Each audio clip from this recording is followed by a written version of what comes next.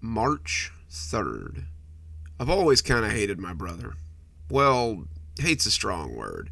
I just always hated how easy everything was for him. He's 2 years older than me, but everything just comes so easily to him. In high school, he was in ROTC, taking courses in criminal justice so he could get a leg up on his law enforcement career. He had a string of friends and girlfriends and made his high school years amazing. He never seemed to study, always retaining what he needed for tests, and finished his high school a half a year early with a nearly perfect GPA. He didn't need to.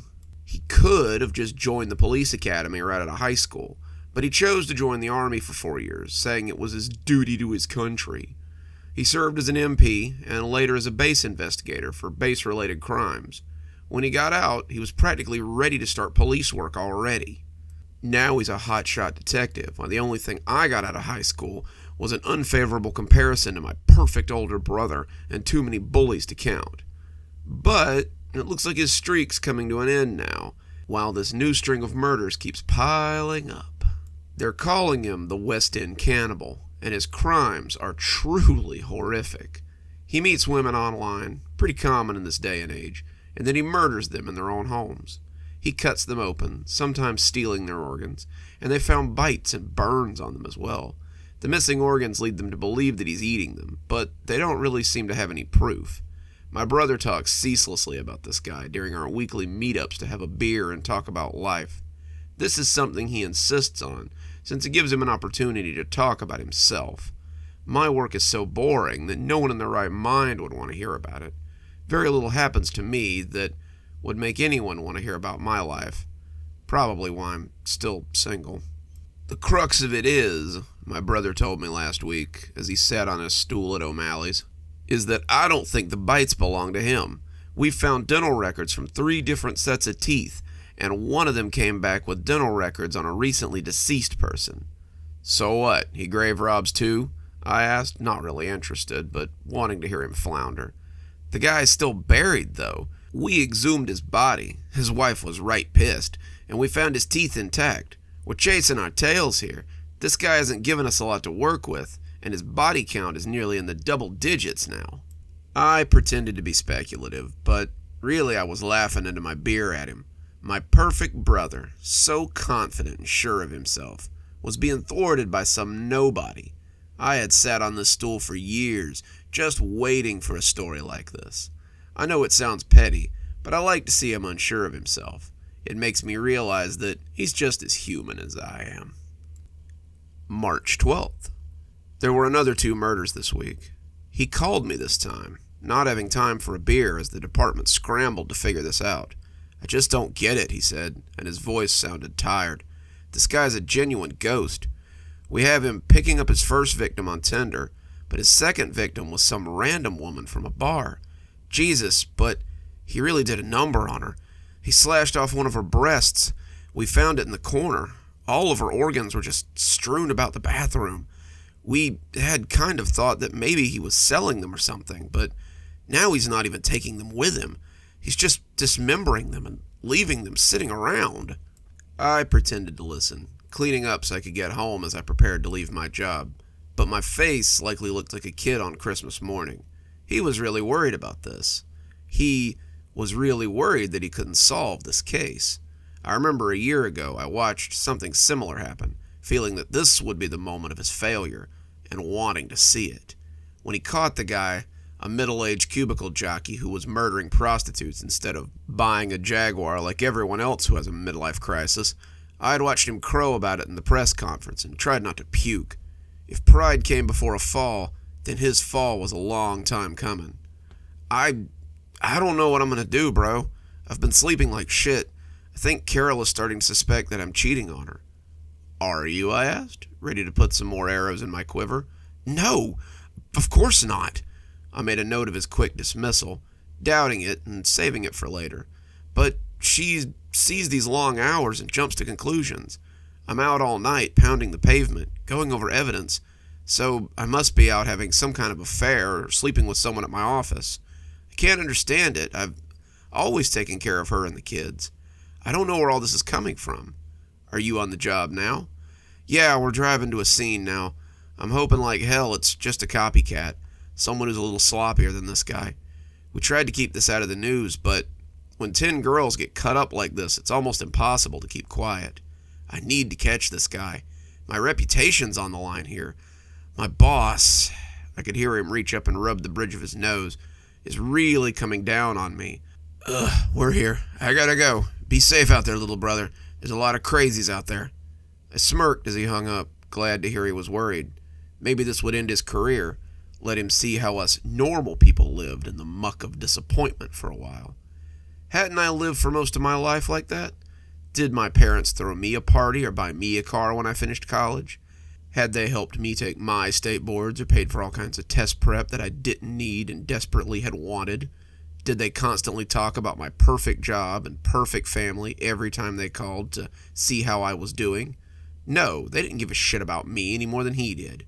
He just wanted a sounding board for his ideas and someone to nod and tell him, "Sure, big bro, you're so right." Maybe it was his turn to be wrong for a change.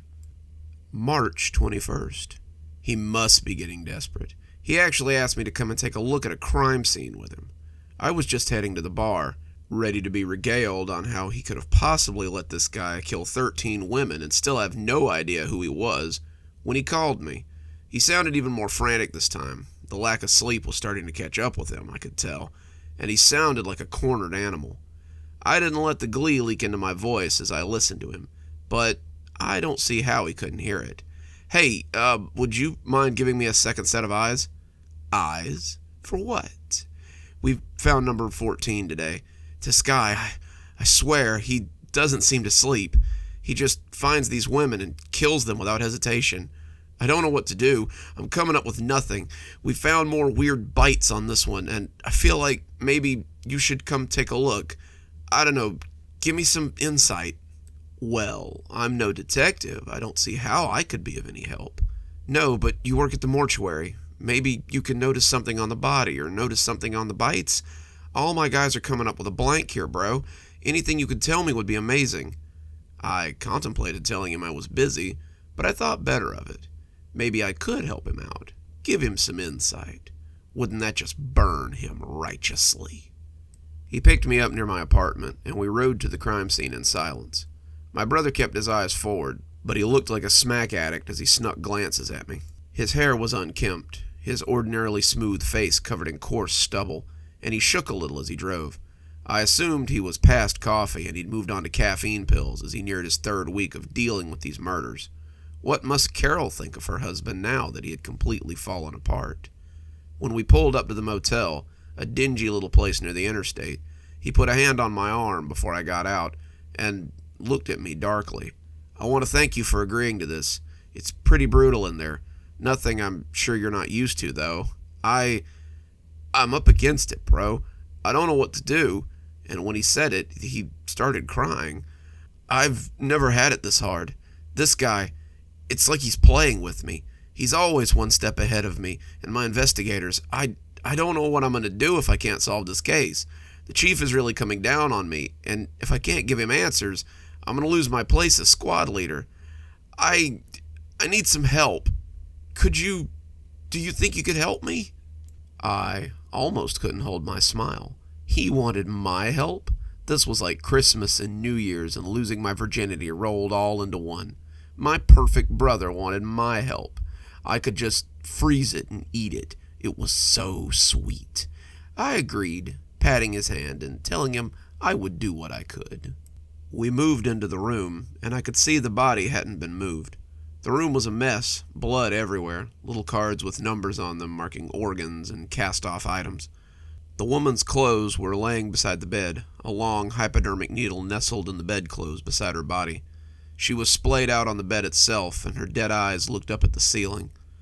He let me come in, said he'd explain my footprints if it came to it, and gave me gloves just in case. We stood over the bed on opposite sides, my brother looking ready to pop as I assessed the crime scene with my untrained eye. We got a tip-off about an hour ago. Guy called ahead and had the room key waiting at the desk. He sent the girl in to get the key and used a prepaid card so they couldn't track his activity. The card had his transaction on it, and the activity notice was 2 weeks old. He activated it from a burner cell that is currently pinging from a landfill, so we assume he got rid of it. He brought the girl in, shot her full of muscle relaxer, and then he murdered her. No cameras around to see him, no clerk to ID him. No nothing. Left on foot about 2 hours ago, and left the girl in her car here. You sure it was the same guy? I asked. No, but the MO was the same. Organs removed with surgical skill, medical-grade muscle relaxer used to subdue her, no prints found anywhere, and he left her to be found like this. Didn't you say he usually kills them at their homes, though? Yeah, but she was different. Miss Melinda Carr had a husband who was at home at the time of her murder. She brought her lover here so they wouldn't get caught. Boy, did she bet on the wrong guy. I took a look around, under the bed and beside the mattress, before moving into the bathroom. I looked studiously around the motel sink and the long plastic tub. He'd deposited most of her organs into the sink, writing cheater on the glass in her blood before throwing her heart into the toilet. It was all still as he'd left it. The cops had moved nothing, but it certainly let people know what they were dealing with. After about a half hour of looking, I turned back and shrugged. Sorry, I don't see anything different. Did you, by chance, find out what kind of muscle relaxer the killer was using? No, he must have took it with him. Well, whoever opened her up knows his way around a set of instruments. The cuts aren't sloppy, and the organs were removed with care, but I'm guessing you had figured that out by the 14th body. Yeah, we've been canvassing databases for doctors, surgeons, even veterinarians. So far, nothing. I shrugged again. I don't know. You're the cop, not me. All I can tell you is what I see. It's fine. I'll call you a cab. I really want to stay and have a look at the scene again. Thanks for your help, though. I really appreciate it. He was talking on the phone as I left, calling that cab. As he finished, I heard his phone chirp again, and he answered it. I showed myself out, lingering by the door as a gentle sprinkle of rain began. I could hear him talking to someone through the open door, and it didn't sound work-related. He was telling someone about his hard day, and how the case was killing him, and they must have said something that made him laugh, because his next words seemed a little more upbeat. He told them where he was if they wanted to come visit him at work. I could use a shower like you wouldn't believe. Maybe I'll get a room as far away from this one as possible, and tell my wife I'm working late again. I smirked as the cab rolled up. Seems my hunch about his extramarital affair was correct. Seems my brother wasn't as perfect as everyone thought. April 4th. My brother just called me, but I doubt he'll be here on time. They found another victim, number 20 actually, and my brother was more than a little upset about it. He called me from the scene, and I could hear other cops in the background as he stepped out of the apartment. Where are you? He asked, his voice husky. My apartment. Is something wrong? He just breathed heavily for a moment as I heard the elevator open and close in the background. Dee Dee is dead, he said with a little sob as he put his back against the wall in that way he does when news hits him hard. I'm sorry to hear that, but I don't think I know who that is. She was... Look, I'm having a hard time, okay? Carol was icing me out at home. This case is really getting to me, and Dee Dee was just... She was there for me, okay? I nodded, setting the box I was carrying onto my coffee table as I went back for another one. So you were having an affair? It wasn't a question. Yeah, he said, sounding like I had wrung the omission out of him. And now this killer you can't catch has caught her. Am I mistaken? Yeah, you have no idea how much effort it took to pretend like I didn't know her. I had to stand in that apartment, smelling her perfume, smelling her hot blood, and just... But I think I might have finally caught a lead. Oh? I set the box down next to the other one, feigning surprise. I need you to stay where you are, okay? I want to talk to you about what I may or may not know. I need to talk to you before anyone else talks to you. Can you do that? I smiled at the phone. I'll be right here when you get here. Don't worry. I'm always here for you, big brother. He hung up then, and I tossed the phone into a corner somewhere as I arranged the boxes. I wouldn't need it anymore. The noose hung over the table like a surprised voyeur. Beneath it sat boxes of evidence, trinkets I'd taken from my victims, the scalpel I'd used to dissect them, and, of course, the vial of muscle relaxer I'd taken from the scene of the very crime he had asked me to come and have a look at. I know you'll read this, big brother, So I have to thank you for the tag-along on that one. I'd been absolutely certain that you were calling me to let me know you wanted me to come to the station that day. I had just noticed that the vial was missing. A vial with my name on it and everything. I couldn't believe I had been that sloppy. Your forensics team was sure to have found it, and my little plan would be up in smoke. When you asked me to come along, I honestly thought it was a setup. When you asked me to have a look at the scene and tell you what I thought, I was sure it was a setup. When the vial was still there beside the mattress, hidden in a little notch beside the frame, I could have thanked God if I believed in anything so archaic. It was easy to put it in my pocket and continue looking around, your addled brain too fixated on your own crime scene to see me as more than a mouthpiece for what you already knew. You see, the answer should have been clear from the start. You checked the surgeons, the doctors, the veterinarians. That was a slap in the face, I can tell you. But you never thought to check the people who take fucking organs out of dead bodies every day, you moron. It was easy to stay one step ahead of you. I've been sitting on that bar stool and listening to you detail how you catch criminals for years. I had all my ducks in a row from the first murder. I was one step ahead of you before you even knew I existed. And now I will be your greatest failure. You will never catch me, big brother, because when you find this journal, I'll already be dead. This will leave you with a tricky little dilemma. You could inform your colleagues that I was the murderer this whole time. You could admit that you sat right across from me and fed me case-specific information while being unable to identify a murderer in your own family. You could tell them this, but you know that your reputation will suffer for it, and that it will be very difficult for them to trust you after this little revelation. Or you could cover it up, dispose of all the evidence that I've gathered, and pretend that the murderer just stopped killing. You could technically get the win. No more murderers means no more shame of being unable to solve them. But you would know, wouldn't you? You would know that I had beaten you, that I had won, and you would have to live with that understanding for the rest of your life. Choice is yours, big brother. I'm about to make mine right now.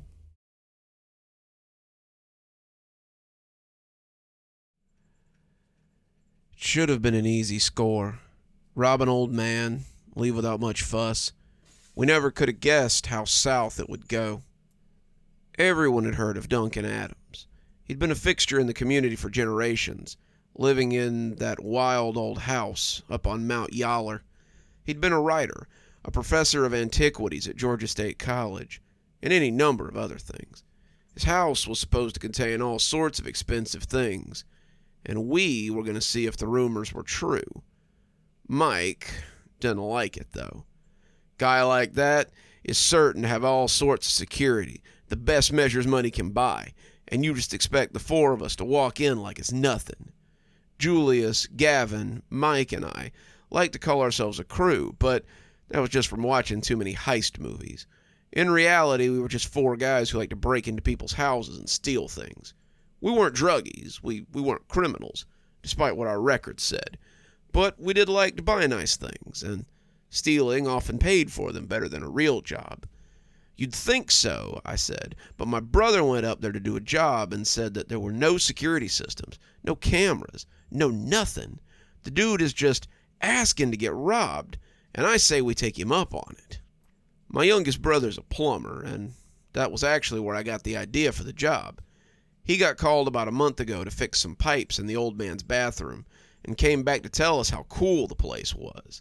He had all these mirrors on the grounds and in the house and on the walls, and it was like a fun house. It was really cool looking, he said. The old man had paid him a mint to do the job, and I'd spent the next 3 weeks thinking about that house and planning the biggest heist that I could imagine. The plan is that we go in just after dark and jump the sidewall. We can go in through the garden out back and come out on the back porch and into the house. The old man's a hard sleeper. My brother said he had to ring the bell a dozen times before he woke up. We can go in and out before he even knows we're there and live like fat rats off the spoils. Mike still wasn't sure, but greed was slowly eroding his sense of self-preservation. He said he would bring it to a vote with the rest of the crew, and later that afternoon he called to say that the vote had been carried unanimously. The other two were in, and Mike wasn't about to hold us up with some tickling feeling of doubt. Hope your intel's right, 'cause if you're not, we're all going to be royally screwed.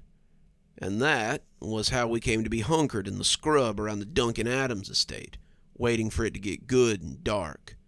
We were all dressed in dark clothes, Jules and Gavin wearing ski masks, while Mike and I just had our hoods pulled up.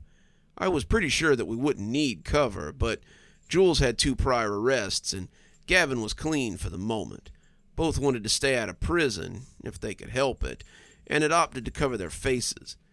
As the dark began to settle around us, we kept to the fence and prepared to vault over. It was just a simple concrete wall, no lights or cameras on the top. But Mike stopped before making a stirrup with his hands to point at a sign on the wall. You didn't say nothing about a dog. I looked at the sign, wrinkled my brow as I tried to remember if Lewis had mentioned a dog. He hadn't. He'd said nothing about any kind of animals on the property, but a dog could complicate things. The sign was the usual black and yellow one that bore the legend, "Beware of dog," on it, but it looked a little faded, and I suddenly wondered if it was something from a while ago. It's probably old. Lewis didn't say anything about a dog or a cat or anything to do with animals. Mike seemed unsure, but I doubled down. Tell you what, I'll go first and drop behind the gate.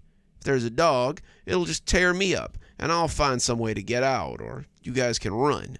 We'll only be out for the gas it took to get us here, and I'll have spent a night in jail, worst case scenario.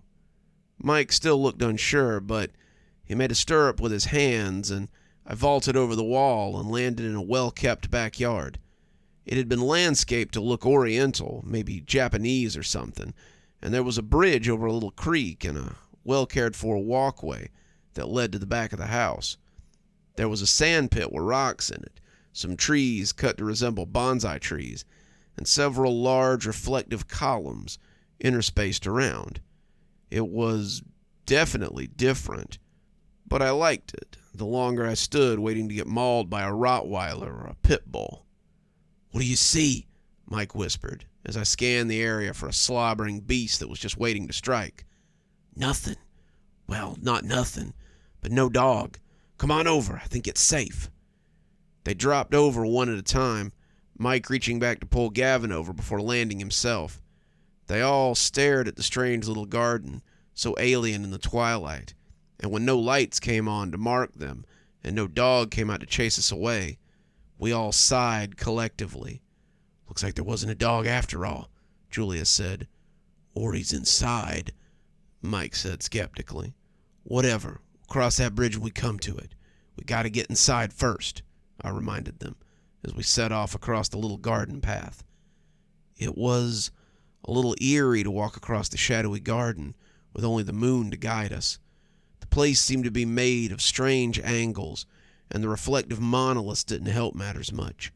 They were everywhere, a new one jutting up every 7 or 8 feet, and they played strange games in the moonlight.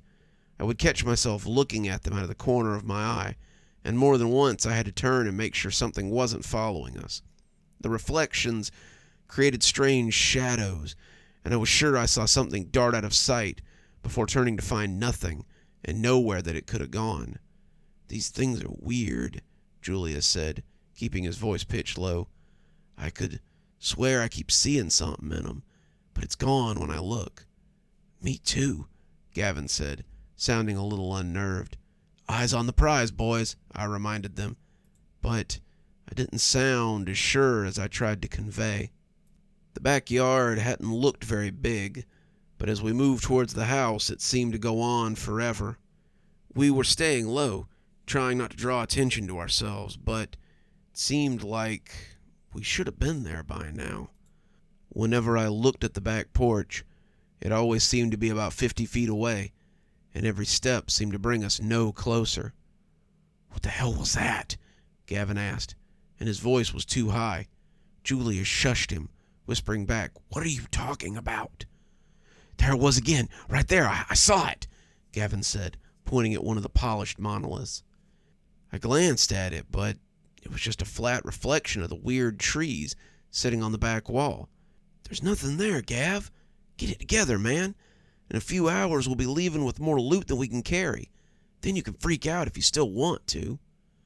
Gavin looked unsure, but he nodded and kept pace as we made our way through the collection of old trees and topiaries. He wasn't the only one getting a little nervous, though. I could see something in those reflections, too. Something I was beginning to think might be our dog. It was big, way too big to go vanishing like it always seemed to. It was a mastiff or a wolf hybrid or something, and the longer we trekked through the garden, the closer it seemed to get to us. At first it was just curiously observing us, seeing what we were doing and enjoying its little game of startling us. As we neared the house, though, the game changed. Now it was getting closer to our group, weaving between the statues and plants, getting bigger as it stalked us. I still wasn't sure how it was doing that. The thing had to be nearly 5 feet tall on all fours, but it would disappear any time I turned to look behind me. I wondered if there was some sort of electrical gadget in these things, maybe a display mount to scare intruders, but when I looked right at the polished mirror front, I saw nothing but my own reflection and the larger-than-usual bonsai topiary behind me. I'd like to tell you that we made it to the house before things went sideways, but that's not true.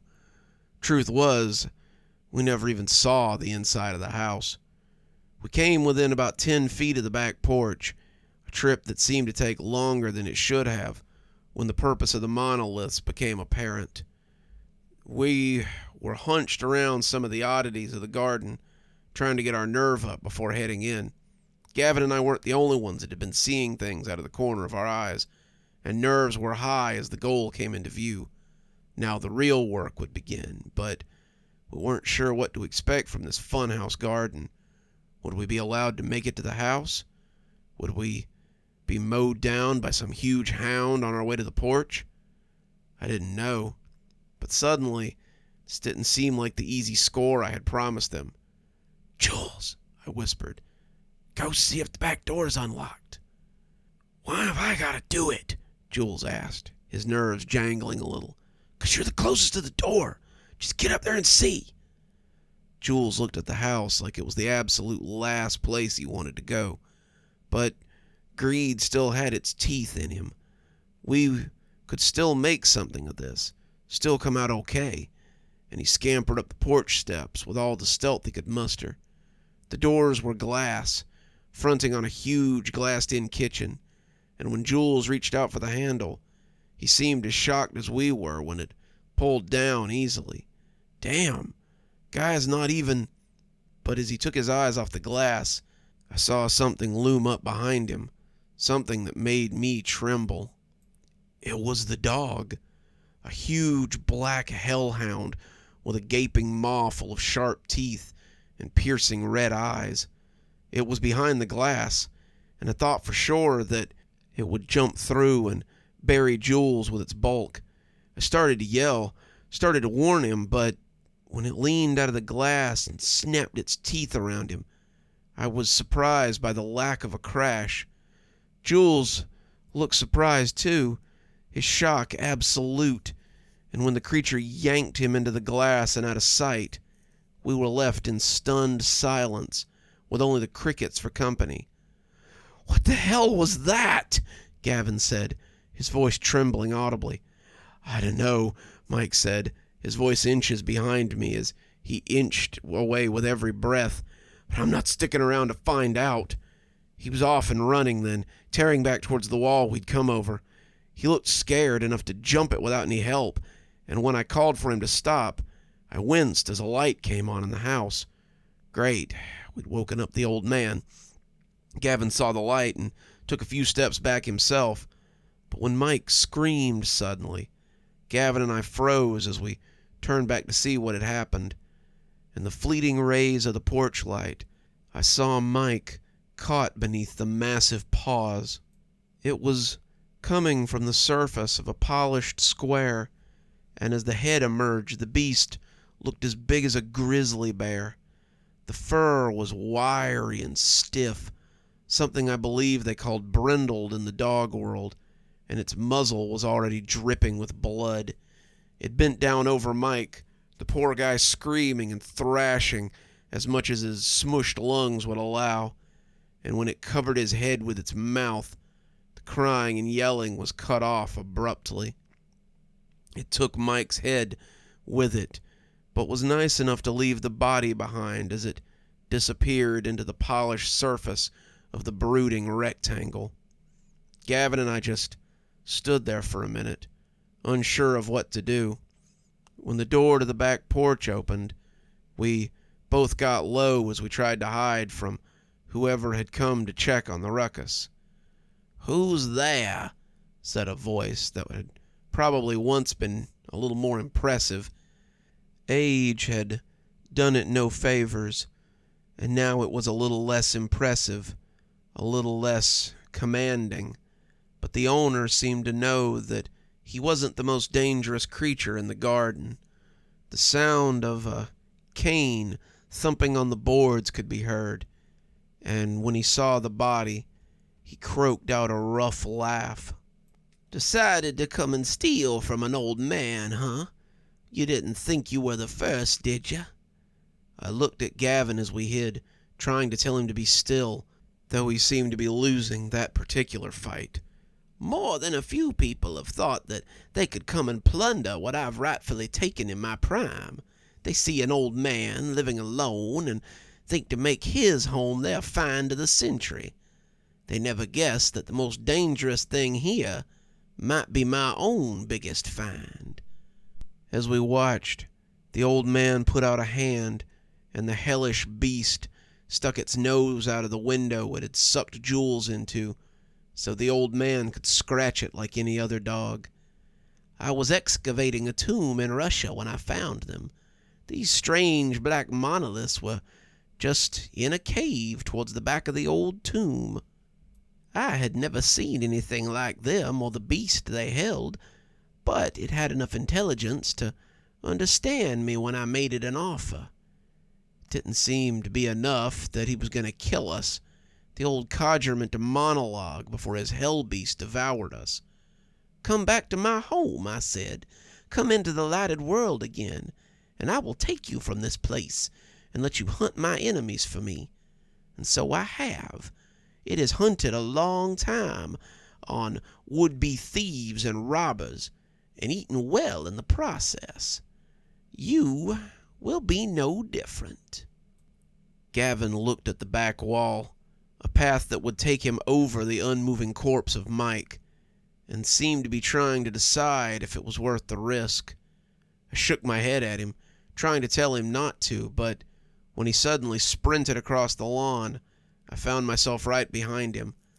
I could no more stop myself from fleeing in my terror than he could, and we dodged around the monoliths at every opportunity.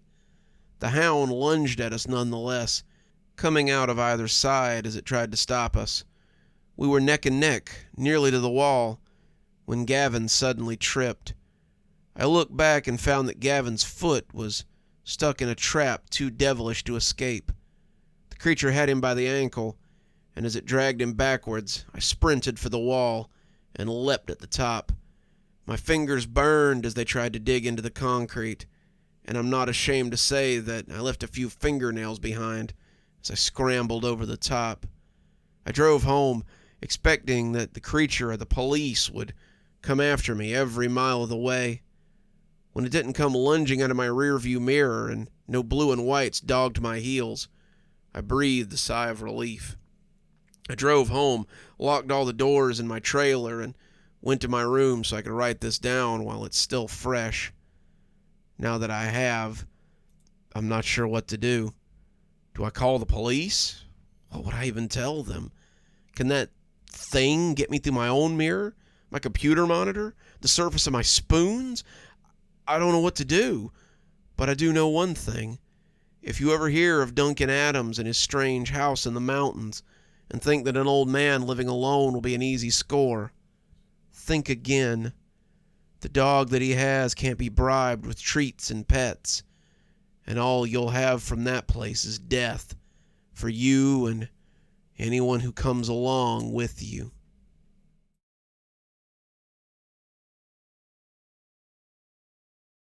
Have you ever heard the sound a scalpel makes as it slides over bone? If you haven't, it's a little like a knife scraping over a hollow rock. The bone isn't as solid as you might think, not as solid as the blade at least, and the sound has an eerie quality to it. The more I reflect on the sound, the more it reminds me of nails on a chalkboard or sidewalk chalk that kids drag over pavement. It's a weird noise that sets your hair on edge, makes you grit your teeth against the intrusive grinding. I've had a lot of time to think about that sound in the years following my wife's death. That was the sound that woke me up that night. It had been a long week. The department had been reeling over a series of brutal murders, and this was the first night I'd gotten to sleep in my own bed. I had been crashing in the break room, sleeping in my car, living one cup of coffee at a time while we tried to catch this sadistic son of a bitch. I know many cops in the same situation, but as most of us are locals, the desire to see this guy brought to justice was palpable. The killer had been sticking to a specific area. My area, actually. He was killing with no pattern, no particular demographic, but he seemed to be sticking to victims in this particular part of town. They were low to middle income families, people who couldn't just afford to up and leave because a crazy killer was on the loose, no matter how heinous the crimes were. And the crimes were particularly heinous. 7 different victims, none of them having anything in common, had been found with their faces skinned down to the bone and removed. The whole face. It was as though someone had cut the face off, skinned it to the skull, and took it with them when they left. Nothing was ever taken from the apartments. No messages were left. The killer never lingered after doing their strange deed. We called him a killer, but the victims were usually still alive when he left. They died from blood loss afterwards, sometimes living for hours, lying there as they watched their life leak away and screamed wetly. The last one was a store owner, well liked in the community too. The one before that was an 80-year-old grandmother. Before that it was a 19-year-old girl who was popular with the boys in the neighborhood. A bike messenger, a beat cop, an aspiring actress, a high school student who was once a beauty queen. None of these people had even known each other. There was no connection between them except for where they lived, and no one could find a single person that any of them knew in common. The only connection seemed to be that they were all well liked. I had been sent home that night, Captain telling me that I looked like crap and I needed to sleep in a real bed. My wife had been waiting for me. Captain Weems may have called her before I left, and the night had been a good one. She had saved me some dinner, roast, potatoes, things I liked, and we had cuddled on the couch as we watched something on Netflix. As tired as I was, I remember feeling warm just the same as I spent the night with her. When she looked up at me, her head pillowed in my lap, I remember thinking I was the luckiest guy in the world. When I fell asleep after a rather heated session of lovemaking, I found myself looking forward to the next day, hoping that we could catch this guy and get rid of some of the fear that was hanging around like a cloud. When I came awake, it was because of the scraping noise. Some nights, I wish I had just stayed asleep. I lay awake for a few seconds, listening to the scraping sound and wondering what it could be. It was such an alien noise, like a nail dragged across a window. There was an underlying sound as well, a low, muffled sound, like someone having a bad dream. I rolled on my side, thinking my wife was having a nightmare or something, and wanting to comfort her. She was prone to nightmares. Her childhood had been less than ideal, and I wanted to wrap her in my reassuring arms. I found myself unable to move, though. My whole body was heavy, my muscles unresponsive, and all I could do was lie there and listen to her soft groans and husky moans. I was trying to move, but this was different than the usual sleep paralysis somehow. This felt like being out of my body, unable to control it. Then my eyes tracked to the mirror that sat atop my wife's vanity, and I felt a scream hang in my throat like a piece of meat. I was choking on the scream, as my mind tried to process what I was seeing. It was a dream. It had to be. Things like this didn't exist in the real world. This was a nightmare. Maybe I was even the one making these noises that I was hearing. This simply couldn't be happening. I was dreaming. I was nightmaring. I would wake up. This would all go away. The longer it went on, though, the more I concluded that it had to be happening. The thing reflected in the mirror was nearly 7 feet tall. It crouched in the bedroom, leaning over my wife, as it slid one long finger over her face. Its head was large, like a big gray baby doll head, with the face covered by a grotesque mask that looked plastered on. There was a spread of red around the mask's corners, and it looked stretched and frayed as it lay pancaked across the creature's face. The creature's body was gray, long and disproportionately slim, on a pair of spindly legs that disappeared below the corner of the bed. What interested me most, however, were the long gray arms that ended in pointy fingers. Fingers he was currently sliding over my wife's face. He was tracing that long finger along the same track, again and again, and I could just see a trickle of blood sliding down one of her cheeks as I watched helplessly. I could see a trench working its way through the skin, the blood beginning to run more freely as he went. His eyes, his overly expressive blue eyes, followed the finger's path as he worked, and I tried with all I had to break out of whatever held me. The too big head looked up from its work, and I realized I was shaking a bit as I watched him. His hand stretched out, impossibly long, and one of those claws came to rest in my ear.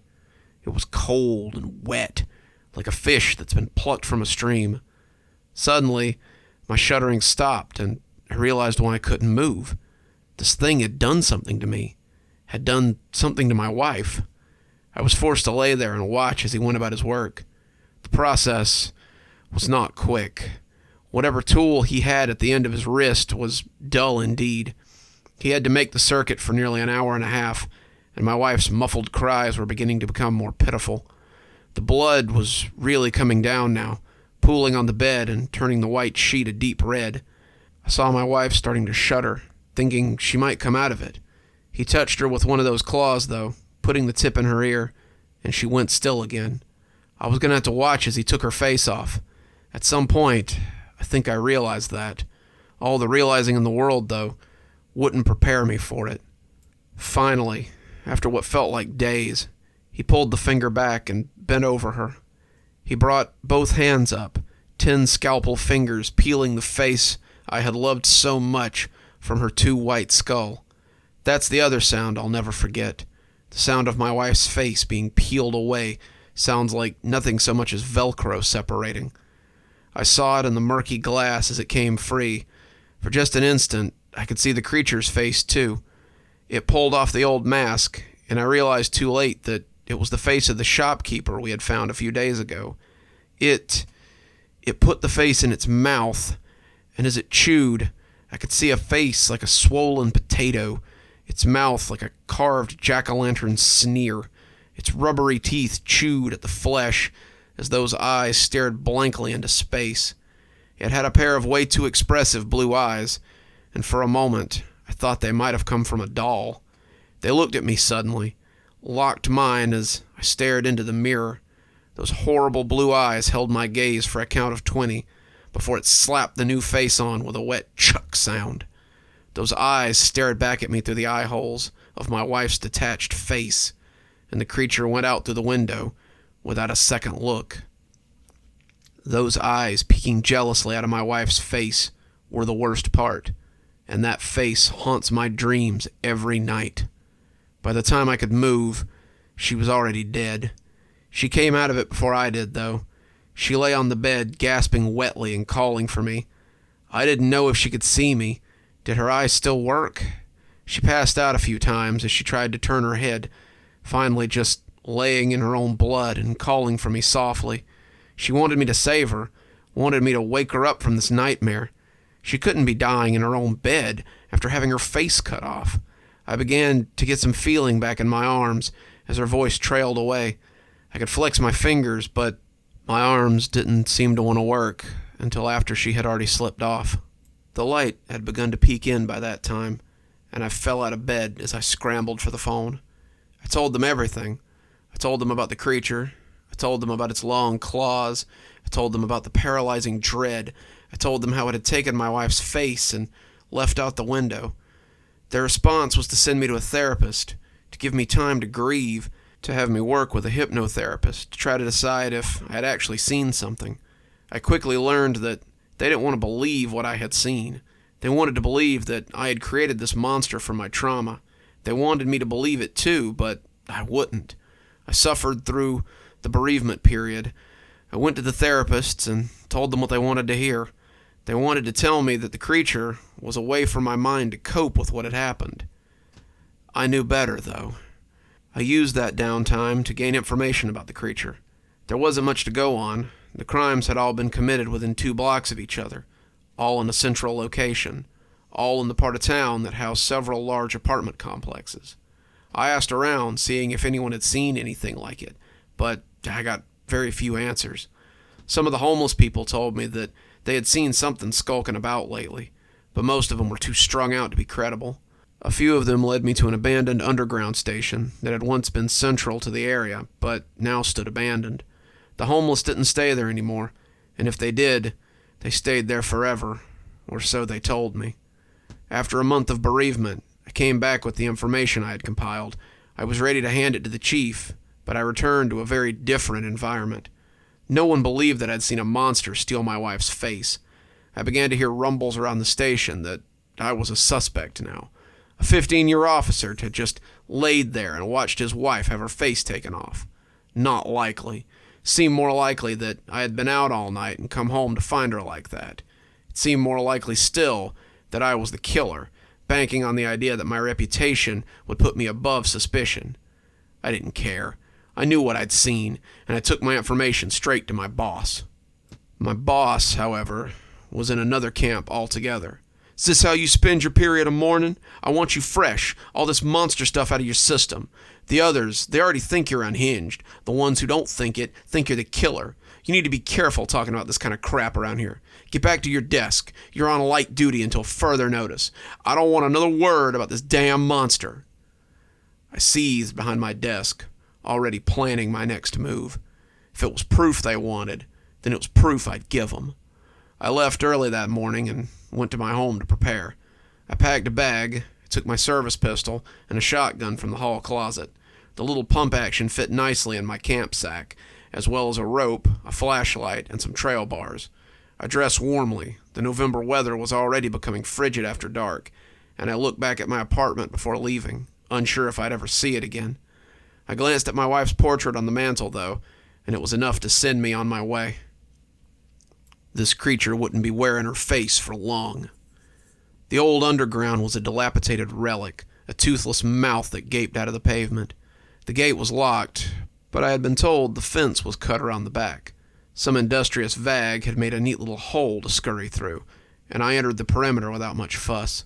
The sun had begun to set as I flipped on the flashlight, and it cast a red glow across the grimy tiles. The glow was gone after the second staircase, and I was plunged into true darkness. The outside had looked bad, but the inside was a ruin. The tiles had been shattered in places, light fixtures hanging from a leaky roof, and a single train stood like a hulk on a dead track. There was a constant sound of dripping water, a constant sound of scurrying feet, and it was easy to imagine that this was what Bilbo Baggins had found under the Goblin Mountain. I found myself swinging my flashlight around at every sound, my years of cool police training melting away as I descended into the station. Near the tracks, I found a handprint that looked red with dried blood. I jumped down to the tracks without a second thought, drawing my gun and looking right and left. My light fell across a fainted smear going left, light red staining the side of the train. I decided that was my direction. I moved quietly, not wanting to tip my prey off. He could have been hanging over my head for all I knew. If he lived here, he could probably see in the dark, and bringing a beacon with me would be as good as screaming down the tunnel. As I moved, I had little doubt that he knew I was here. The deeper in I went, the worse the scuttling and the skittering became. I told myself it was rats, but how sure was I of that? How sure was I that the scrabbling I heard wasn't the sound of those sharp fingers scraping across the ceiling?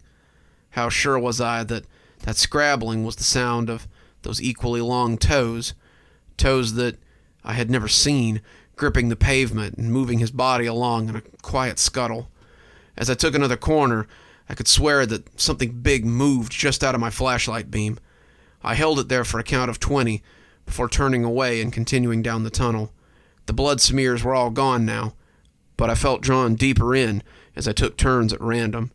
It was almost as if I could hear my wife's voice calling me, and I had little doubt that he knew I was there now. I had even less doubt when he fell on my back, slamming my head down on the floor and sending my gun spinning out of my hand.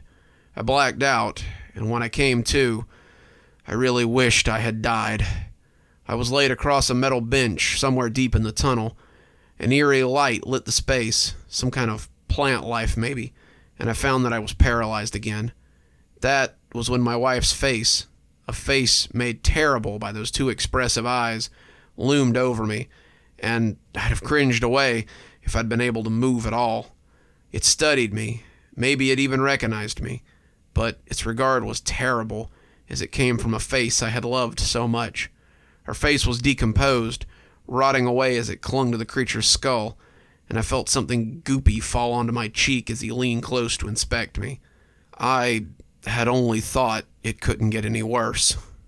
That was when he pressed that finger to the cleft in my chin.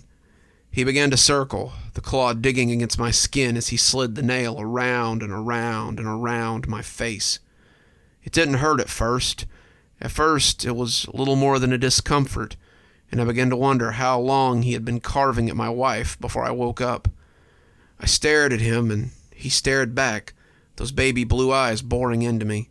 His eyes were mesmerizing, terrifying, as they held unwaveringly still. As the minutes stretched into hours, I began to feel my face heating up. It was subtle at first, just a little warmth around my chin and forehead, but as the circling finger went round and round and round, I felt like someone was holding a lighter on my skin. I would have screamed, my flesh becoming seared, but I couldn't move, and my horror was trapped in my throat. I started to feel the blood as it slid down my cheek. First, it was just a trickle, a damp line or two, but soon it ran in rivulets. Soon I could feel my flesh parting from my skull. Soon I could feel that sizzling heat as it cut my skin, and I felt as though I might pass out. I had to. I must black out from this shock. There was no way that everyone was awake as he cut their living face from their body. It was impossible. It was sick. It was... He pulled the finger back suddenly, and I realized with real horror what was about to happen. All 10 fingers gripped my flesh, and I tried to pull away. Maybe I could still make it to a hospital. They could fix me. They could make this right. There was no way he was going to take my face. This wasn't how it was supposed to go. It wasn't supposed to... He gripped my face, and I heard that same Velcro ripping as my own skin came free of my skull. Then he devoured my wife's face as I watched, and slapped my own across the gore-soaked canvas that was his lumpy head. He hooted then. Hooted and cried in a strange, unknowable language. He turned to a deeper tunnel and cried out in pure pleasure as he fulfilled whatever ritual he was performing, whatever dark spell he needed these faces for. I hoped he would let me go now. I had lost a lot of blood, but maybe I could still get some medical attention. I felt groggy, but when I heard something struggling out of the depths of the tunnel, I felt something heavy settle into my guts. What fresh hell was this? Out of the darkness, lit only by whatever phosphorescence dwelled down here, came a hulking thing that slid on long gray limbs. It was spider-like, a massive gray blob that pulled itself along on something like tentacles. Each of them ended in the same hooked fingers as the creature.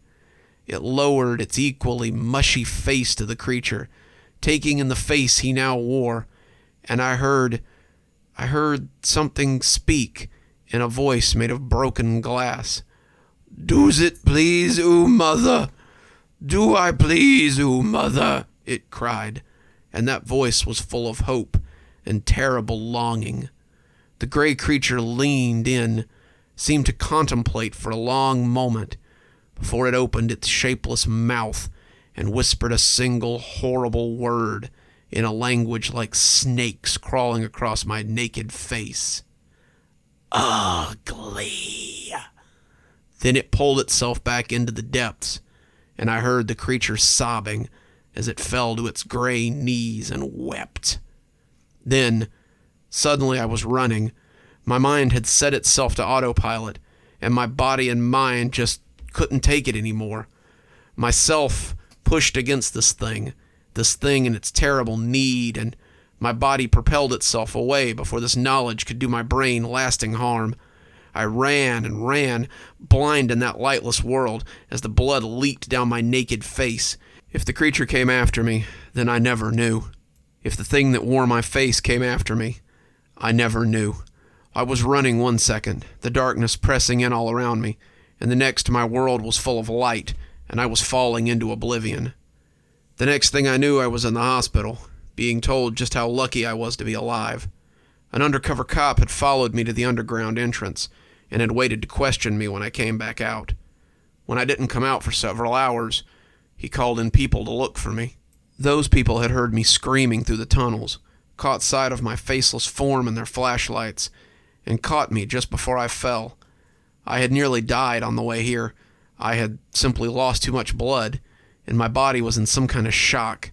They had sedated me, my night terrors causing me to buck and scream, and I had spent nearly a week in the hospital bed.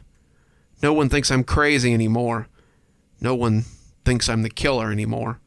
Certainly, no one believes I cut my own damn face off. I'm writing this as a warning to anyone living in the area. Get out. Leave your home and get out. The creature has no rhyme or reason for his actions. He seeks only to gain something that I believe he will never find. I'm safe now, a faceless horror who will have to live his life with the knowledge I discovered under the city that day. But you needn't suffer my fate. Get away from the cheap side. Get away from the concrete apartments. Get as far from the city as you can, lest you be one more face for this monster to show his mother.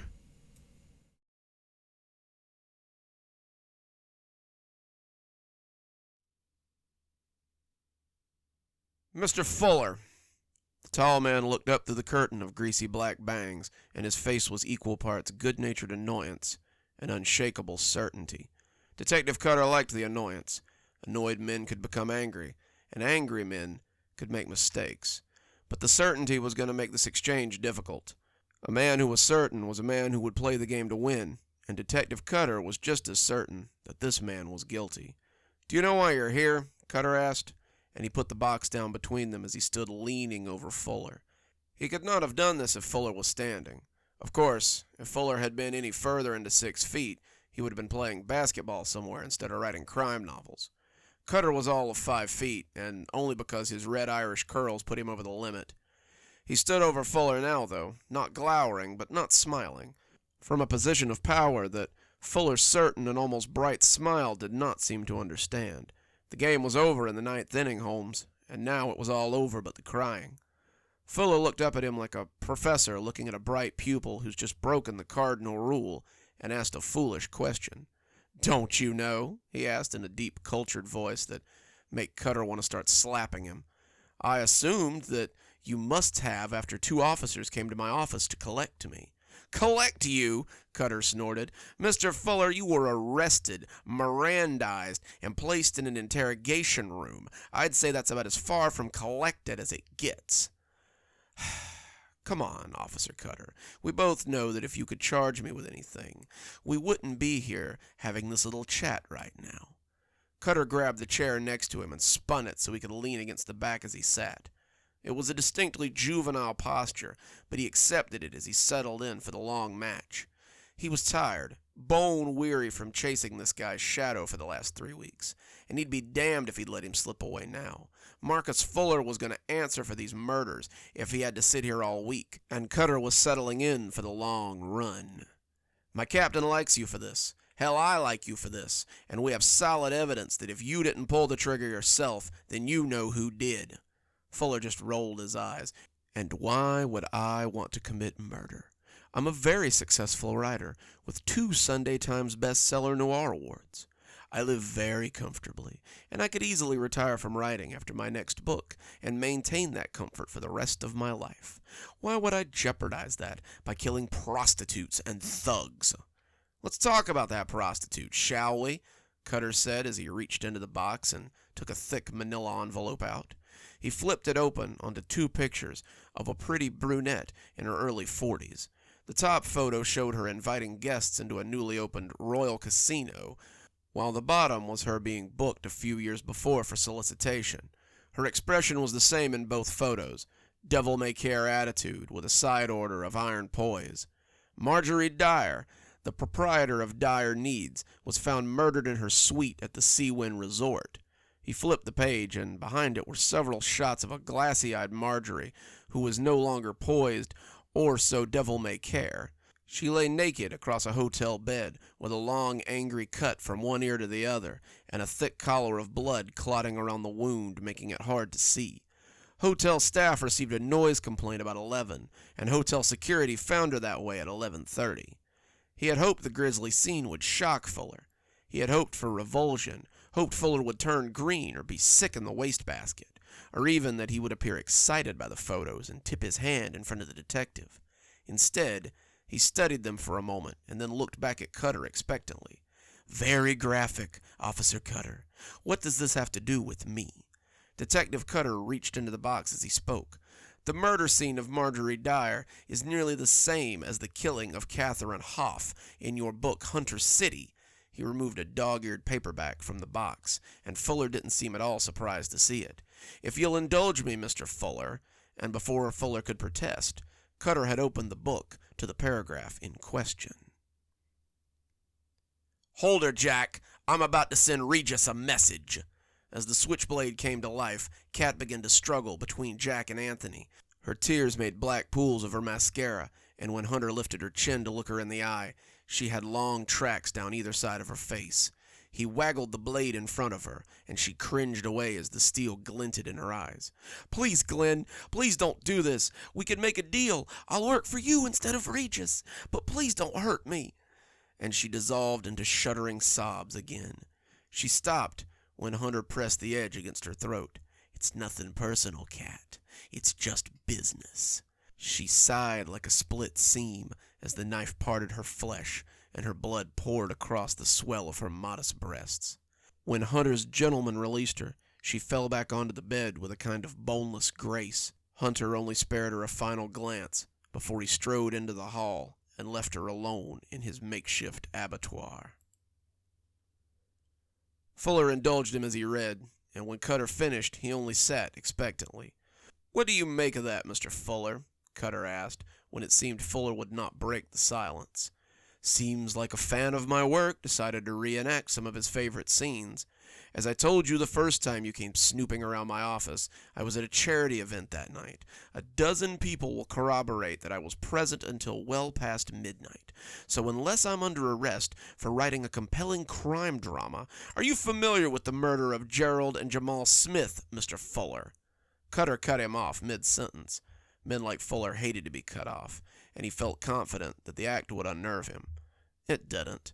I'm afraid I'm not, Fuller said, crossing his arms and appraising Detective Cutter with light disapproval. They were hired muscle for Selectman Kane, a local crime boss in the area, all 3 of whom also bear a striking resemblance to Boyle, Barker, and Regis Angel from Hunter Street.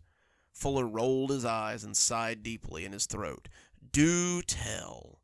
Both Gerald and Jamal were visiting a tavern below Kane's office when their drinks were spiked with Rohypnol. Both were large men, Mr. Fuller, and both had a lot of experience with guns, as did Boyle and Barker. Boyle and Barker, as you recall, were drugged by Glenn Hunter before he assailed the home of Regis Angel. Both sets were shot on the stairs as they tried to return to their boss. Their nerves dulled, they were easy prey for both Glenn Hunter and our current mystery killer. Then, of course, there's the nature of Selectman Kane's death. "Let me guess," said Fuller. "Drowned in the bath?" Cutter flipped through the file and settled it back on the table. "Close. Drowned in the sink." The photos were of a man in his late 50s, lying face up in a utility sink. His shoulders had been forced down into the wide basin, and his face was a spiderweb of cuts and scratches where the faucet had battered him.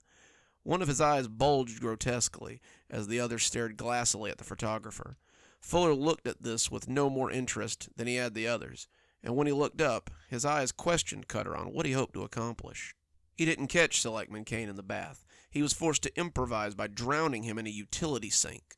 Kane fought, but forensics says his attacker finally broke his back and forced him down into the utility sink to properly drown him. That's not from one of my books, Officer Cutter, as well you know. No, but Hunter did drown Regis in a bathtub after killing his bodyguards in a stairwell. I got the passage somewhere here. He removed his copy of Hunter Street from the box as well. He turned to the back and saw Fuller wince as he bent the pages back to read the highlighted paragraph. That's more of a reaction than he had given to the entire photo album, Cutter thought, as his eyes found the spot. Hunter watched as Wagner's eyes went wide as he pushed through the bathroom door. Wagner reached for the gun in his jacket, but the little silenced pistol in Hunter's hand woofed softly. He felt the angry burn as the acoustics of the bathroom turned the Rise of the Valkyries into a cover for the loud, wet slap of the body as it hit the floor. Hunter entered the small door between the bathroom and the washroom unnoticed.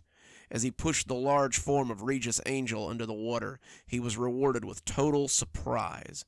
The old man was still quite strong, and had it not been for the surprise of the attack and the slippery bathtub in which he was lounging, Hunter thought that he would have been in for a real fight. As he drowned him, he bent over him so he could watch the life leave his eyes. If you watch a powerful man draw his last breath, some of his spirit will be transferred to you, boy. His grandfather had told him this 1,000 times if he'd told him once. As the struggling stopped and the great shadow of Regis Angel left the world, however, Hunter felt little save the deep sense of satisfaction and a staggering sense of loss.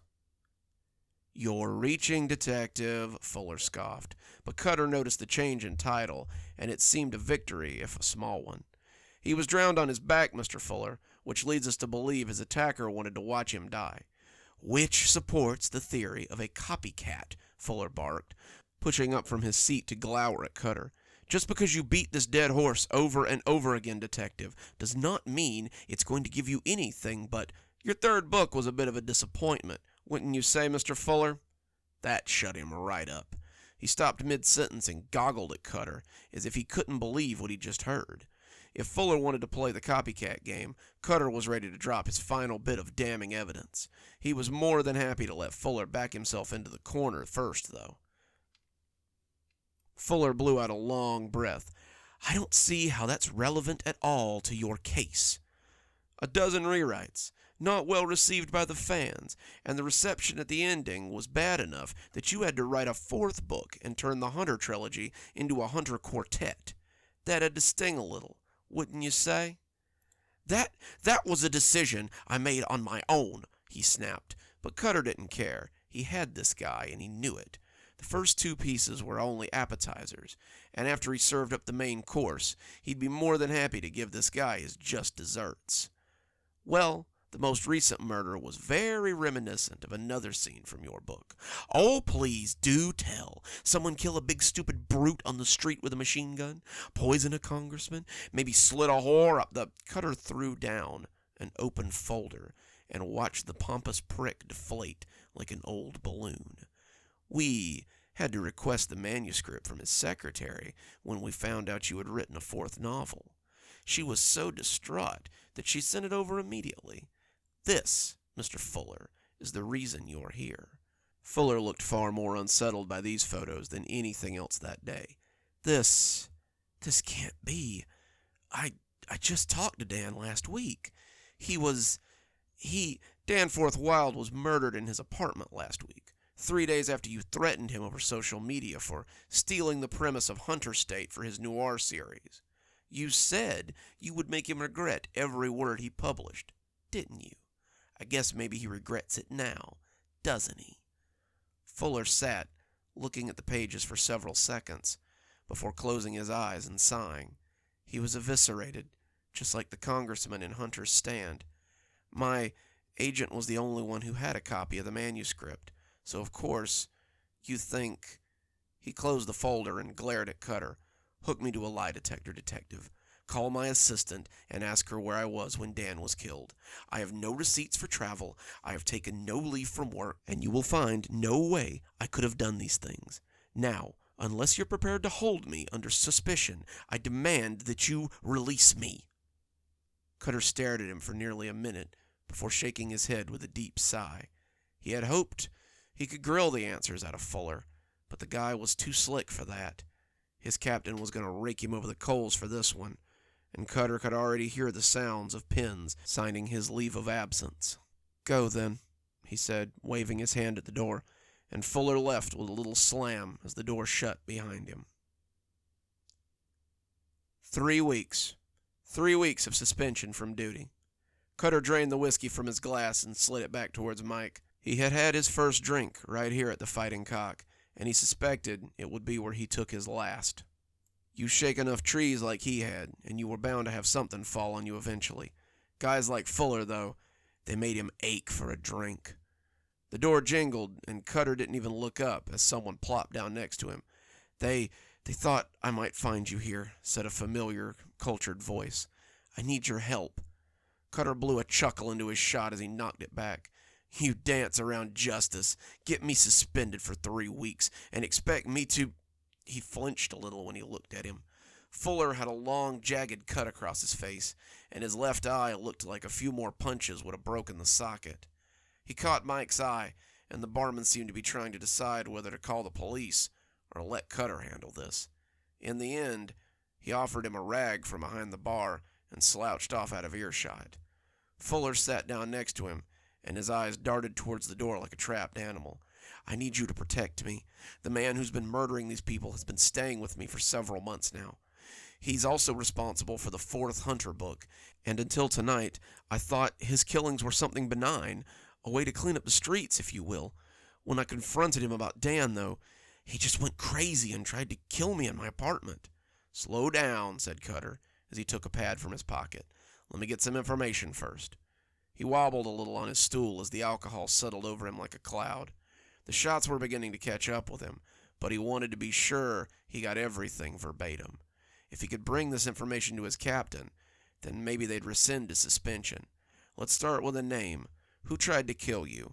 Fuller took a deep breath before saying the last name Cutter would have ever expected. Glenn Hunter.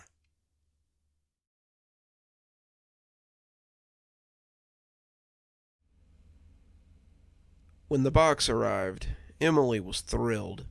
She'd been waiting for this particular package since March, and at long last it was here. Emily had been trying to get into one of these cold case box services for a while. Hunt-A-Killer, Cold Case, Sleuth Kings, she'd requested them all, but all Emily got back were apology letters and promises that they would contact her when they had room. The folks at Catch-A-Killer had placed her on their tentative waiting list, which sometimes took months, and she hadn't expected to be added to the list for quite some time. It was hard to get added.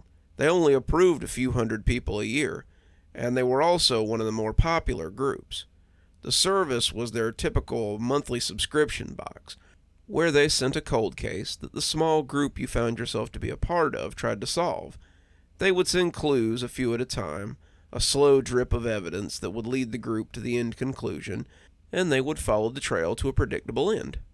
As she brought the box inside, Emily felt giddy with anticipation. However, some of it was tempered when she stopped to look at the box. The label said "To Catch a Killer," but the address label was torn off, and the box looked a little bit funny. If this was their way of creating ambience, then Emily felt they'd done a great job. The box was battered and dirty, the clear tape around it looking thick and yellow.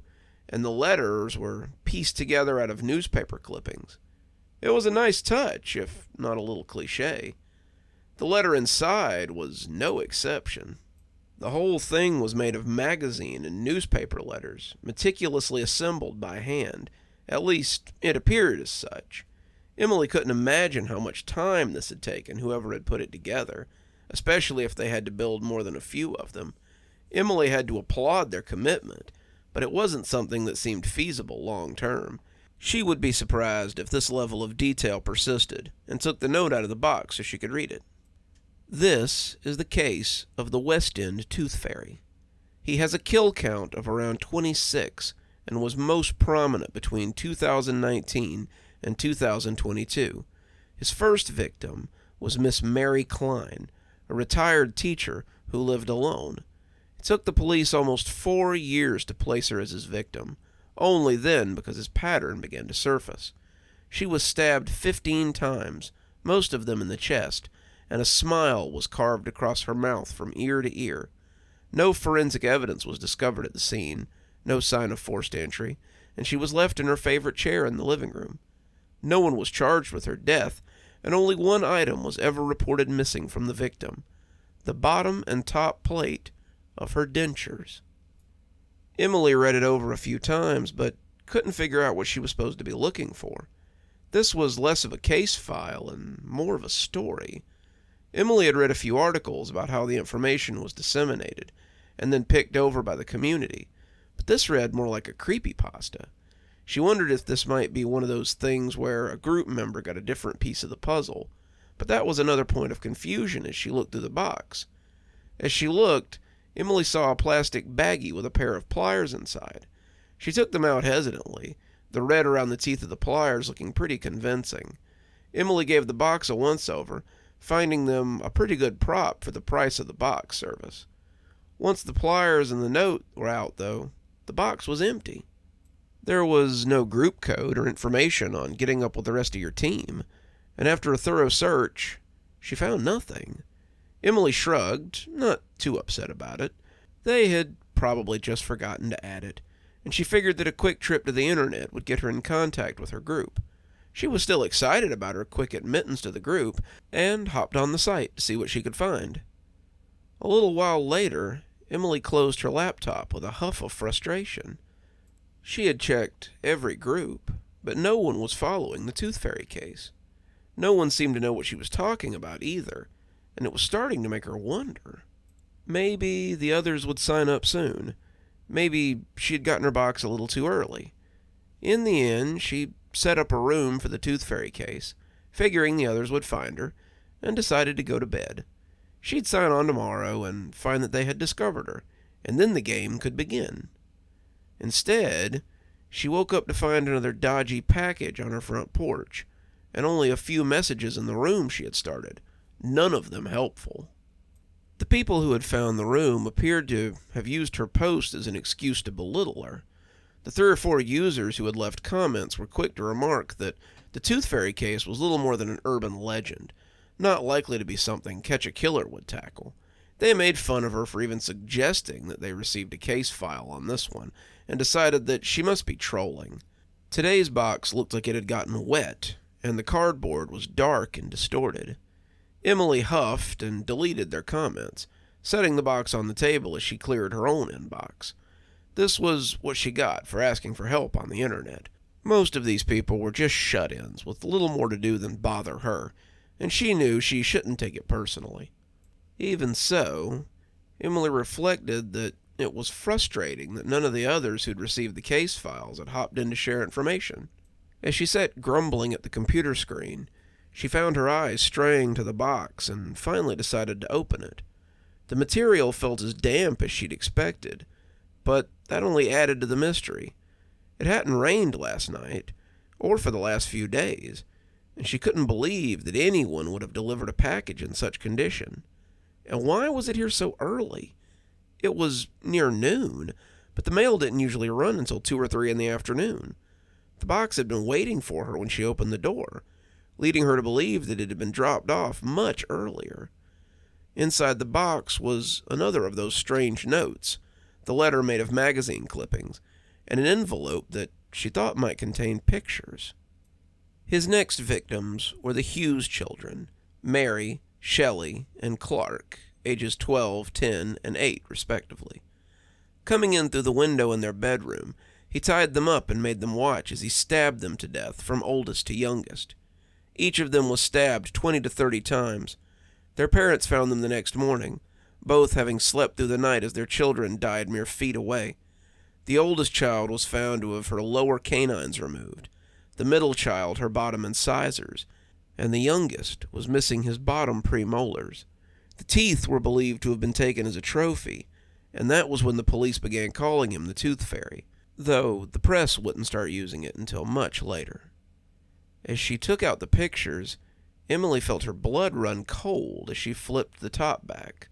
There were 12 pictures inside, all seemingly taken with a Polaroid camera. All of them were of crying children, their hands tied behind them and their mouths stuffed with whatever they had at hand. The girls appeared to be older than the brother, all of them bearing the same sandy hair and hazel eyes. And as the pictures carried on, Emily could see the fearful children becoming broken children.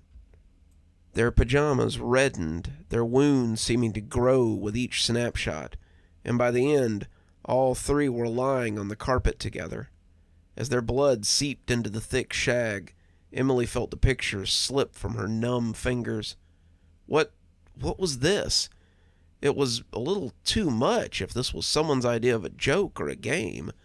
She had wanted to be part of this game, but if this was the level they were playing at, she wasn't sure she was up to it. These Polaroids looked real, like something taken instead of made, and as Emily held them, they felt dirty in her hands. She put them in the box and picked up her computer as she tried to discover anything about the case that she was being drip-fed. This was the second box she'd received that felt more like a love letter to the killer and less like a case file. There were no clues to follow, no breadcrumbs to lead her to an outcome, just harrowing stories to listen to that ultimately didn't tell her anything. If this was how it was, she really needed to see if anyone else had received the clues she was failing to find. The forum offered more veiled insults, and Emily huffed as she closed the laptop. With no words from the admin and no help forthcoming from her fellow investigators, she couldn't do much but speculate. In the end, she dumped the contents of the box into the first one and threw the new box away. When her eyes kept darting over to it as it sat on the top layer of the garbage can, she pulled it out and took it to the outside garbage. She couldn't stand the way it seemed to be watching her, and as she came back up the front steps of the porch, she stopped in her tracks as she saw the last thing she expected to see. Another cardboard box, covered in old yellow tape, was on her welcome mat, sitting like a steaming pile of fresh foreboding. Emily looked around, suddenly not feeling so safe standing in front of her own house. How had she missed it? It hadn't just appeared between her leaving her front door and putting the box in the garbage can. It had taken a matter of minutes, 2 or 3 at the most, and someone would have had to place the box quickly and quietly in order to get it here in the interim. Someone like a serial killer who stole people's teeth and kept them as trophies. Emily shook the thought off and reached down to pick up the box. She must have just missed it on the way out, must have stepped right over it, but that didn't stop her from locking the deadbolt and throwing the chain across the door. She took the box to the dining room table, but it would be quite a while before she found the courage to open it. She looked at it as she cleaned her house, returning to it a few times throughout the day. She didn't want to open it, was honestly afraid of what might be in it, but it still hung over her like an omen. As fearful as she was, it was a very tantalizing mystery, and Emily loved a good mystery. As the sun went down and the shadows grew tall in her living room, Emily was helpless to stop herself from ripping off the tape. The box had the same wet, warped look the other one had borne, and as the tape came off, Emily was greeted by yet another handmade note, and a long metal tool that made her grit her teeth. It was an ice pick, and someone had clearly used it roughly. The end was dented, the metal flowering up around the point of impact. The tip was malformed, that angry exclamation almost as damaged as the butt end, and it helped the red paint find its way into the porous metal that sought to drink it up. It worked its way into the crevices, and the dark red made the tool all the more grotesque. The fourth victim was Dr. Reynolds of the Norvis Free Clinic. Posing as a homeless man, he came in before operating hours and killed the good doctor before his staff could arrive. The Tooth Fairy had chosen Dr. Reynolds carefully, the two bearing a striking resemblance. It was easy for him to pose as Dr. Reynolds and continue to see patients. The next 12 victims were homeless people at the clinic, people he invited to come in after hours. The cause of death for all was the same as Dr. Reynolds, a single puncture wound to the side of the neck. From these victims, the Tooth Fairy completed his collection of bottom teeth. She added the pick to the box of other things before slipping it into the hall closet and going to sit in her room. Suddenly, the living room was a little too open, the windows too exposed for Emily's taste. She sat in bed, trying not to think about the boxes or the mystery that surrounded them. The more of them she received, the more she had to remind herself that this was just something cooked up by the company. It became harder and harder to justify to herself, though, as the contents became more graphic. She had read a lot of forum posts before signing up, and none of this seemed like the experiences she had read about.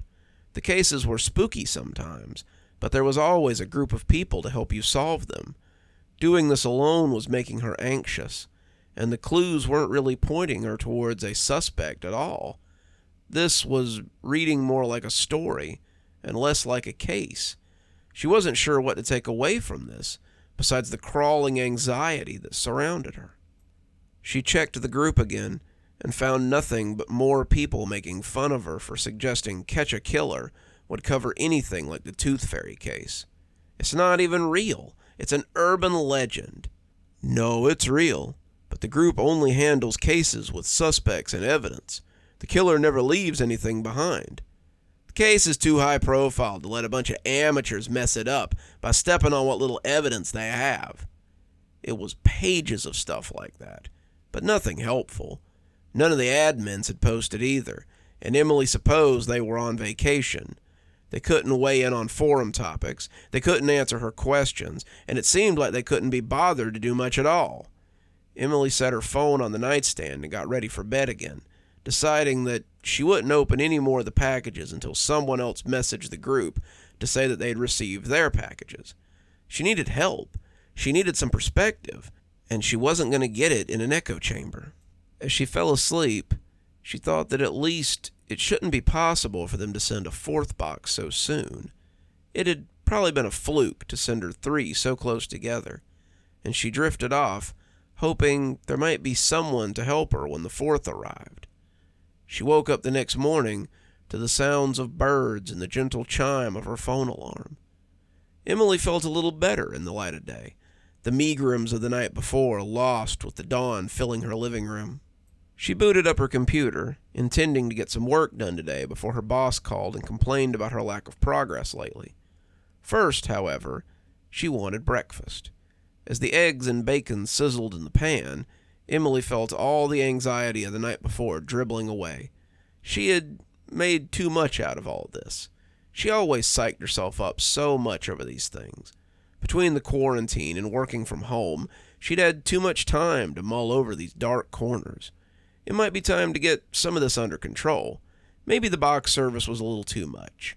She should cancel it and try again some other time. She had taken her phone out to do just that, her breakfast balanced on top of a cup of coffee, when something caught her eye in the peripheral. She was standing in the foyer, heading for the little office that she'd set up in the living room, when the spot found its way into her peripheral. She imagined that she could hear the tendons in her neck creaking as she turned her head to see if her fears were correct, and felt the plate wobble as the coffee shook in her hand. It couldn't be. It was 7 in the morning. The mail hadn't even thought about running yet. The package was sitting on the front porch, the center of her welcome mat, leering at her through the glass of the front door. She stood there for a count of 30, her mind whirling at the sight of the large brown box. But in the end, she didn't drop her food or dissolve into a puddle of terror. She turned away from the door and went to her desk. If she meant to continue buying box services, eggs, coffee, or paying the mortgage on her house, she needed to do some work. As she got to her tasks for the day, Emily found that her eyes just wouldn't stay off the package on the stoop. She couldn't see it from her desk. There was a wall in the way. But the mirror in the foyer gave her a perfect view of the front door. She had placed it there to see people when they came up. But now what appeared less than convenient. She tried to keep her mind on medical coding, but it was difficult with the non-existent eyes of the package on her. Her mind itched to see what was inside, little as she wanted to. It would be another horror show, she was certain, and it would be for her alone, since no one else seemed to be sharing it with her. Around 11, Emily finally sighed in frustration and pushed the keyboard away. She had done almost nothing in the 4 hours that she'd been working, and the sooner she got the package out of her mind, the better. She got up to go bring the package in, but as she moved into the foyer, she stopped again. There was a second package sitting in the shadow of the first. She stared at it, her mind reeling as she pondered how it had gotten there. She'd had a perfect view of the door.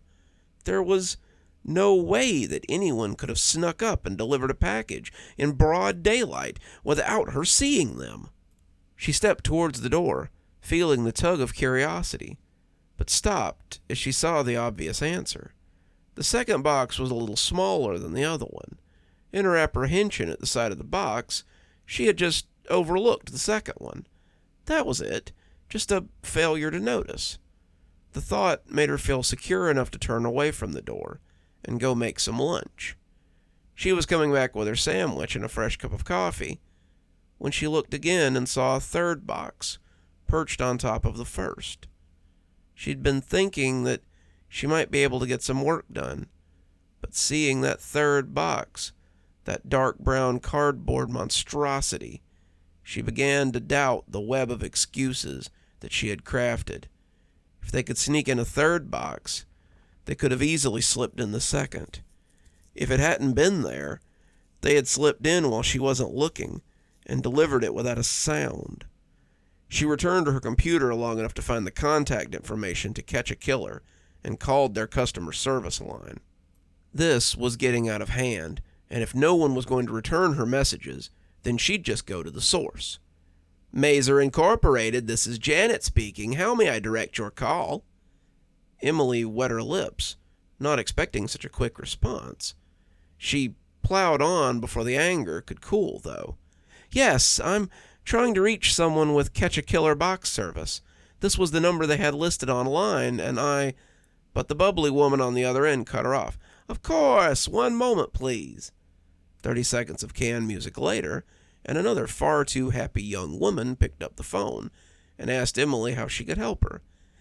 Yeah, I recently signed up for your service, but I think something's wrong. I've received at least 6 packages in the last 3 days, and it's always at random times. I can't seem to find anyone online that's part of the same group as me, and I think I'm getting parts of cases that require other parts to solve. The level of detail is really impressive on the boxes, but the volume is a little creepy. I think I'd either like to be put in another group or just cancel the service altogether, please. The woman then I seed through the whole conversation, and the background sound of keys clacking made Emily grit her teeth. I'm terribly sorry you're dissatisfied with our service, ma'am. You can absolutely have a refund, and I'll cancel your service. Feel free to keep the materials you've already received for your trouble. Do you know which case file you're assigned to? It's the Tooth Fairy case. The clicking abruptly stopped. "You must be mistaken, ma'am. That's not a case we offer at this time. Not one we plan to offer in the future, either." Emily had been pacing, but stopped as the woman's words fell on her like a piano.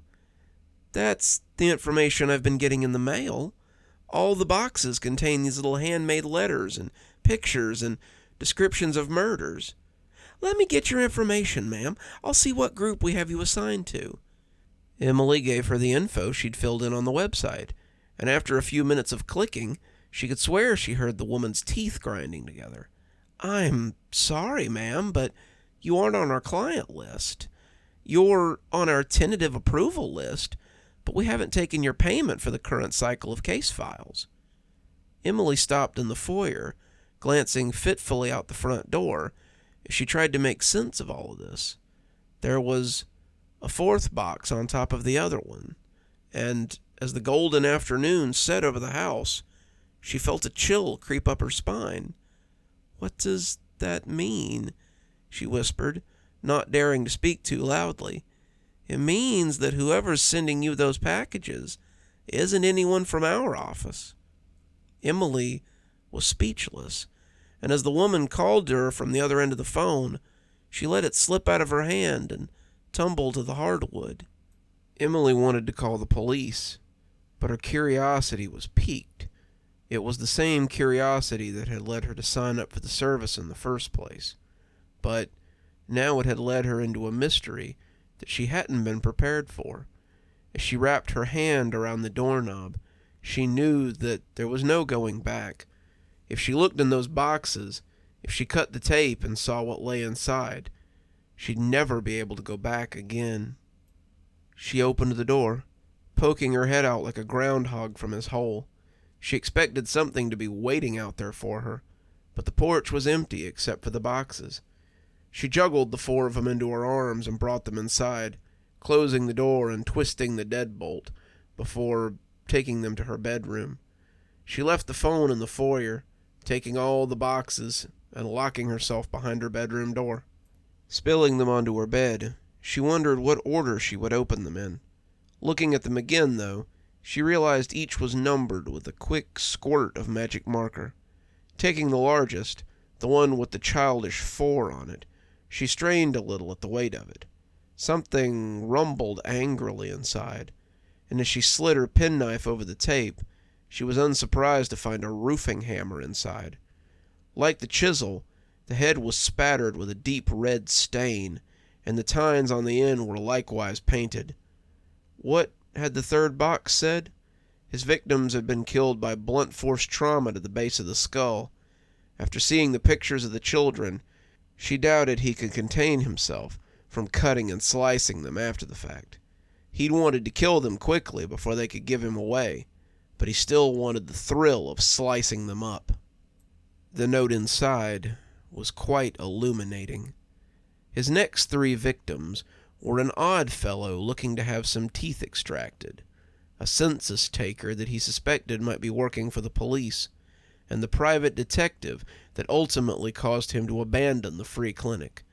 The detective had a friend in the local police force, a friend whom he'd told before heading to investigate the rumors of missing people at the clinic.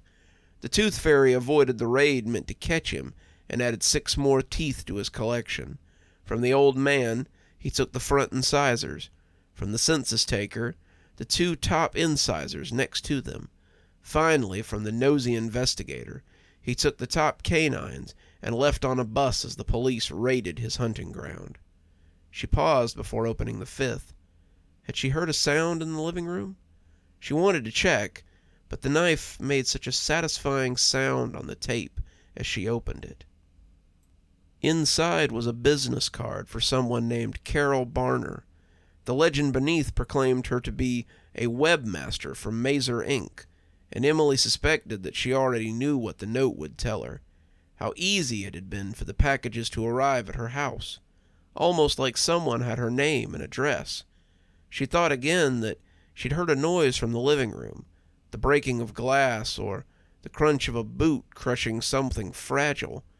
It might even been the breaking of a phone, as someone stepped on it after she'd carelessly left it in the foyer.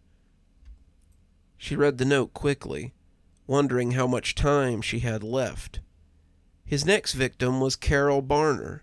Carol was selected at random, a crime of convenience that turned out to be very helpful. Carol was his neighbor, someone who worked from home as the pandemic raged. Carol liked to work late into the night, and her keyboard was so very loud. He had tried to be good, tried to lay low for a while as he settled into a new town, but the clacking was driving him mad. One night, as he watched 2 o'clock roll by with no reprieve, he took the continued noise as a sign from above. He broke into her apartment, and she never even noticed over the sound of her keyboard until it stopped tapping forever. In doing so, he discovered what it was she'd been working on, and found a way to finish his work without the hassle of finding more victims. He discovered the database that she'd been tapping away at, and after taking her premolars, he set to work. Her hands shook as she opened the next box, the knife threatening to cut her as it jittered over the adhesive. She could hear him as he moved through the house, being less than quiet as he yanked open doors and cabinets. He knew where she was. He had to, but it was all the thrill for him. He wanted her good and scared before he went about his business, and Emily had to still her hands as she read the note that lay atop the flyer for Catch a Killer, the flyer with the red stain distorting the K in killer and made it run like a wound. His next 8 victims were just everyday crime junkies, people who loved to research and speculate from the comfort of their home. He had a large pool to choose from, and it was easy to select those who wouldn't be missed or would take time to be discovered. Glenn Howell was a freelance coder with a passion for cold cases. Linda Merrill was a divorced housewife whose children had flown the nest, leaving her plenty of time to consume her true crime content. Courtney Powell and Linda Kane were roommates, and it was a wonder the 15 cats in their apartment hadn't got them before he did. John Boyd, Claire Keene, Reagan Summers, Casey Greer, they all took the bait and became true crime content all their own. Each kill swelled the legend of the Tooth Fairy. Each added another name to his tally, and each gave him another piece of the puzzle. As the police searched for him, looking for anything that could discover his identity, the Tooth Fairy found the last piece he needed, his final victim. The knob rattled, turning slowly as it hit the lock. Whoever was on the other side didn't kick, didn't yell, didn't fret. He knew they had all night. He knew she had nowhere to go, since there were no windows in her room, and there was no escape except through the door that he was now standing in front of. No one was going to come for her, and it was just the two of them until matters were resolved. He had to get inside anyway. Emily had all his tools. He had sent her everything he would need to make her another case file for some other true crime fan to speculate over. Would they wonder how she had been so easily caught? Would they question the validity of such a killer? Maybe the sheer idiocy of it all would help cement the legend of the Tooth Fairy into something told around campfires and under blankets as flashlights lit ghostly faces. Sometimes that was what really made the story, the idea that something like that could never happen to you. She opened the last box as he moved about her house like a fitful spirit, clearly savoring the moment. When she took the letter out, she yelped in surprise and let it fall to the floor. The last grisly totem fell to the carpet, clicking merrily as Emily watched it. It all made sense now. The name, the trophies, the order of the theft. He had needed them, needed to complete his masterpiece. He had to have a complete set, otherwise it wouldn't look right. She tore her eyes away from the grim spectacle and looked at the letter that was likely to tell her of his last victim. A victim she knew all too well. His last victim was Emily Colney. Emily fancied herself a true crime enthusiast. She petitioned multiple services since the beginning of the pandemic, but was never invited to join their groups. She wrote all of them in her application to catch a killer. And when it pinged on the database, the Tooth Fairy decided to make her dream come true and give her the true crime experience of a lifetime. Emily Colney, the perpetual shut-in on Hawthorne Street, would have the distinction of being the Tooth Fairy's last victim. After her, he would break his pattern and thus become harder to link to the crimes that would come after her. So thank you, Emily. Thank you for helping me complete my masterpiece. The door shuddered, and Emily dropped the note. It fluttered down to land on the grisly trophy on the floor, and she was forced to put her hand far too close to it as she picked up the note. It was a mishmash, a golem, a creation of love and hate, and it hurt her to look at. It seemed that Mary's denture plates had been put to good use, and the teeth within them were as different as they were misshapen. He had lovingly set them into the plastic, and they looked like an animal trap, just waiting to bite. The false teeth were missing only one set, and as the door splintered, Emily grabbed the hammer she'd received the day before and held it at the ready. A hand slipped through the hole in the door, grasping the lock with a smooth and practiced twist as he opened the door and let himself in. She saw him then, rising to his full height as he filled her doorway like a ghoul in a cast-off coat. He was massive, his head looking grotesquely small as it peeked down from between his huge shoulders. She felt the hammer slip from her hand as the smell of him wafted over her, the aroma of dirt, campfires, old chemicals, and ancient blood. She didn't start screaming until he smiled at her, his spitty, toothless mouth revealing empty gums waiting for what lay on the floor between them, gums waiting for Emily to complete their reward for years of patience.